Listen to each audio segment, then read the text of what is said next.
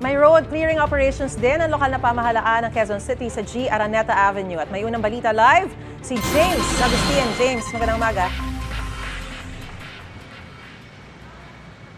Marix, good morning. Kasalukuyan nga nagsasagawa ng clearing operations ang iba't ibang ahensya ng Quezon City Government. Dito po yan sa Araneta Avenue sa Quezon City. At ang inabutan natin dito, yung isang sari-sari store na merong vulcanizing shop dito sa bangketa.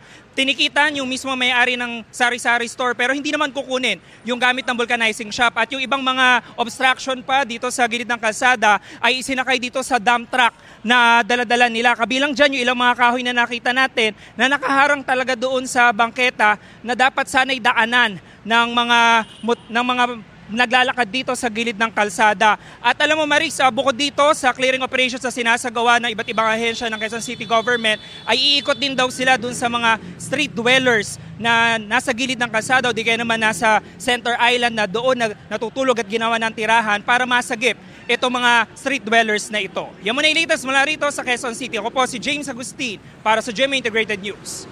Gusto mo bang mauna sa mga balita? Mag-subscribe na sa GMA Integrated News sa YouTube at tumutok sa unang balita.